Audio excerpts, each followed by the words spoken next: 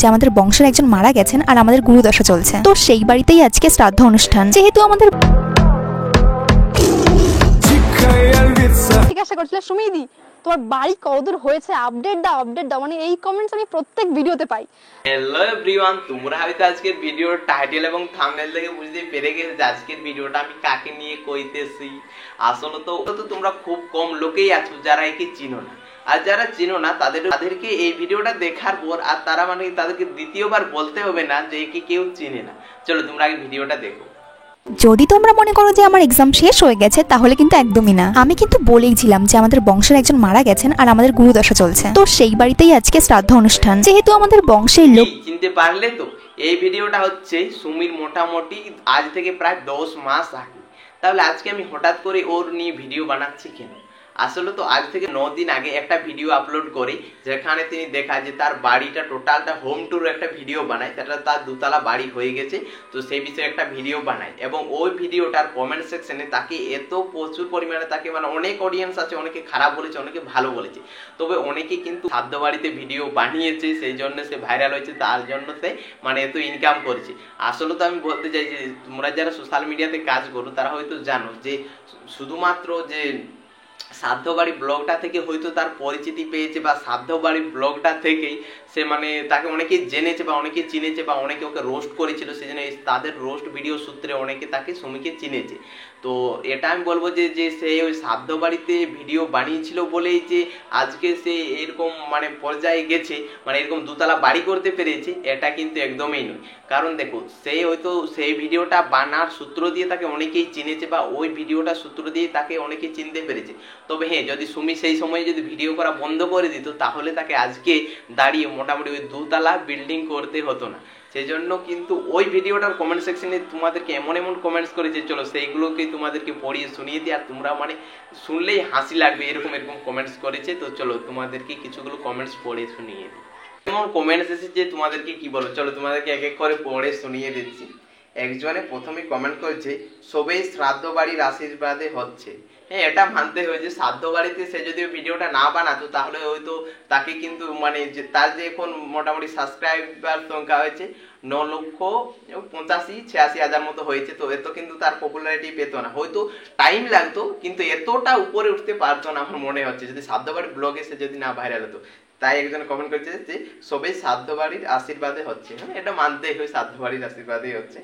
2 নম্বরে কমেন্টস করেছে, শ্রাদ্ধ বাড়ির ব্লগ করে যেখান থেকে টাকা কামিয়ে বড়লোক, সত্যি এমন অরুচিকর কাজ করে সফলতা পাওয়া কলিযুগেই সম্ভব। কত মানুষ শিক্ষিত হয়ে একটা বাড়ি বানাতে পারছে না, আর এদের দেখো। হ্যাঁ, এটা সত্যি, এই যারা পশ্চিমবঙ্গের যে অবস্থা, মানে শিক্ষিত মানুষের কোনো লাভ নেই এরকম, সেই জন্য তো আমি বিশেষ করে ভিডিওটা বানাচ্ছি। আরেকজনে কমেন্টস করেছে, কেউ মরে তো কারো কপাল খুলে। এটা ঠিক, ও যদি মরতো না তাহলে কিন্তু সুমির এই মানে শ্রাদ্ধ বাড়ির ব্লগটাও করা হতো না, আর এরকম ভাইরালও হতো না। এরপরে আরেকজন কমেন্ট করেছে, সবাই কমেন্টসে ট্রোল করে গেল আর এই বাড়ি করে নিল। এটাও কিন্তু একটা ঠিক কথা। অনেকে কিন্তু যারা ওর কি হচ্ছে রিচটা তত বাড়ছে, অনেকে কিন্তু এই যে শ্রাদ্ধ বাড়ির ব্লগ করেছে যে এই জিনিসটা সবাই কি করছে না, তার কমেন্টসে ট্রোল করছে যে শ্রাদ্ধ বাড়ি ব্লগ করে আজ বাড়ি বানাচ্ছে, এই বানাচ্ছে, এগুলো অনেকে সবাই ট্রোল করছে, আর কি করছে সে একটি বাড়ি তৈরি করে নিল। সেই জন্য একজন লিখেছে, সবাই কমেন্টে ট্রোল করে গেল আর কে বলছে বাড়ি বানিয়ে নিল।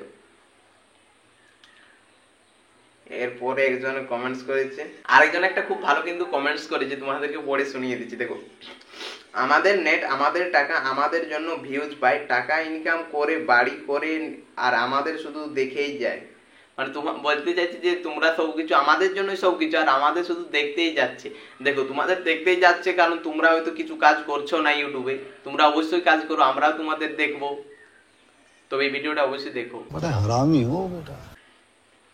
এরপরে কমেন্টস করেছে, তুমি তো শ্রাদ্ধ বাড়ির ভিডিও বানিয়ে ভাইরাল হয়েছো, যিনি মারা গেছেন তিনি কিন্তু মারা গিয়ে তোমার অনেক উপকার করেছে, ওনাকে ধন্যবাদ জানাও। দেখো, যার জন্য যে বাড়ি তৈরি করলো দুতলা, তাকে তো অবশ্যই ধন্যবাদ জানাবে। কি পরে একজনে কমেন্টস করেছে, আমি ভাবছি শ্রাদ্ধ বাড়ির ব্লগ না করলে বাড়ি কিভাবে বানাতো, অবশ্যই বাড়ি বানাতো। সুমি ভিডিও বানাই, তোমাদেরকে স্ক্রিনের মধ্যে দিয়ে দিচ্ছি। আজ না হোক, মোটামুটি হয়তো কিছুদিন সময় লাগতো, তবে বাড়ি কিন্তু বানাতো, যে এরকম ভিডিও বানায় সুমি। তো চলো, এরপর আরেকজনে কমেন্ট করেছে, ভিক্ষা করা টাকার বাড়ি না মানে ইউটিউব থেকে ভিক্ষা করা। হ্যাঁ, ইউটিউব থেকে ভিক্ষা করছে, কিন্তু দেখো তোমরাও তো ভিক্ষাটা করতে পারছো না, অবশ্যই তোমরাও করো।